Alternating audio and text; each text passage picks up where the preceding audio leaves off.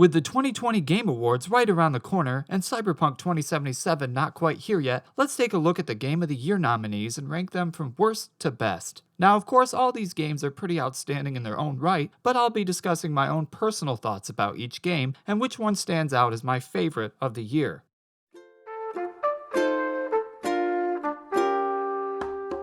With COVID-19 plaguing the world and quarantines across the United States, Animal Crossing New Horizons lands on an island full of starved people looking to escape their current confines and play something lighthearted and chill. It couldn't have released at a better time. Selling over 22 million copies in less than a year, it's now the second biggest game on the Switch behind Mario Kart. Between cute animal villagers and fishing for hours on end, Animal Crossing fills a void that 2020 has left us. And with the addition of playing with friends over long distances, Animal Crossing has been a great way to kick back, relax, and design your island getaway to your heart's content. All that said, the game isn't without its issues. With equipment durability and crafting one object at a time, the game continuously takes you away from playing and forces you to do a long and less fun task. There were enough quality of life improvements absent that it really didn't take long for me to notice. The fact that I can make custom pathways, but then easily accidentally pick them up, and placing normal paths also seemed like a chore. Instead of crafting items with resources you've stored in your house, you instead have to take them out of your storage and into your pockets, and then store the rest back again once you're done. It's a cute game that we all love, but it's definitely not without its time-consuming frustrations.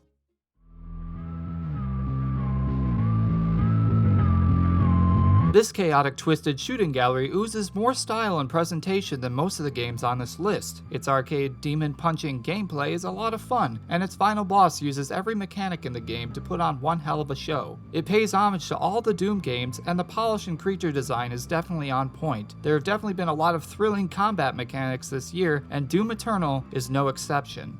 Its roughly 12 to 15 hour campaign is short, but sweet. But it did have a few bumps for me along the way. For starters, the platforming didn't really work for me that well. It felt a bit stiff, and where the rest of the gameplay felt fluid, it really stuck out like a sore thumb. It wasn't a deal breaker, but it did make some of the encounters more frustrating than fun.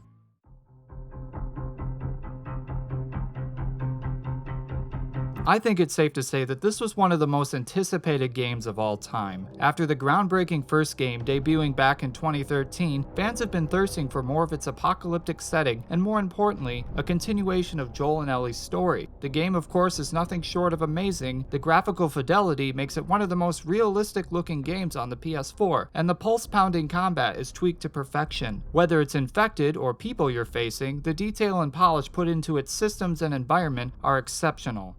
The Last of Us Part 2 prides itself on its groundbreaking narrative, and while I'll say the acting and dialogue is Oscar-worthy, the structure of its story and unnecessary bleakness of it all really didn't resonate with me. It explored some deep topics that I think more games should tackle, but I think it played too heavily on its execution, leaving a bad taste in my mouth once it was all over. You can definitely appreciate the symbolism the game has to offer. That said, it's not a comfortable game to play through, and the ending simply left me feeling hollow and less interested in another sequel.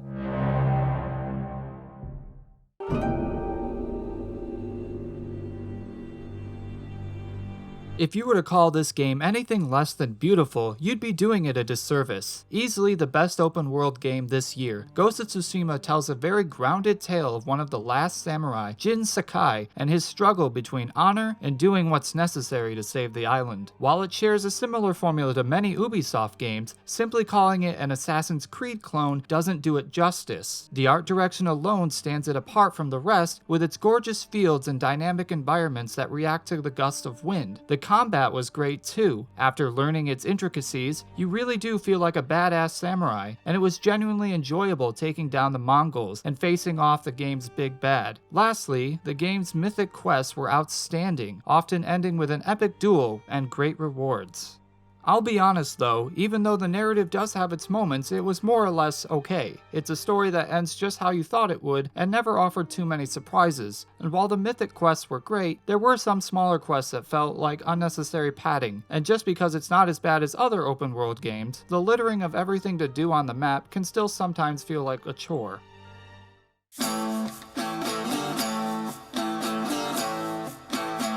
I was a bit late to the party with this game, but once I started playing, oh god was it brilliant. It takes a popular roguelike formula and the rich Olympian setting and truly weaves a masterpiece that shouldn't be missed. Early access must have done this game wonders because there was never any bugs I ran into, and almost every line of dialogue I came across was unique and well written. Where most games struggle to form a connection with the player, Hades had me hooked from the start, with the gameplay loops switching up between fast action dungeon crawling and social encounters at the House of Hades. I found myself playing for hours and hours, losing myself in its beautiful world and polished gameplay loop.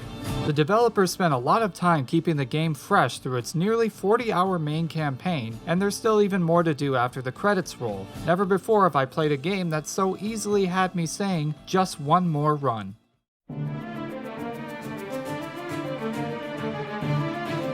With many Square Enix games, I was expecting some bad acting, cheesy lines, and some decent gameplay. Boy was I wrong. Final Fantasy VII Remake truly takes everything good about Final Fantasy and polishes it into a masterful package. The combat is by far the best in the series, combining real-time with slowdown to make quick, impactful decisions. It was really quite tough, and that's what made it exhilarating. I was expecting an easy Kingdom Hearts-like hack and slash, but the battle system really has depth and forces you to play each character to their fullest. Never have I had such a great time with a combat system. The world of Midgar is fully realized in this remake. Every character and area is well designed and really immerses you into the setting. All the original scores return too, fully reorchestrated into a breathtaking soundtrack. The game even adds a lot of story to its side characters that didn't have as big of a role in the original, and I found myself caring for all these characters. And most of all, even for a game from 1997, managed to surprise me with its compelling narrative, making me eager to see what's to come. It may not be as graphically impressive as The Last of Us Part 2 or as colorful as Hades, but all of its parts added together make it my game of the year for 2020.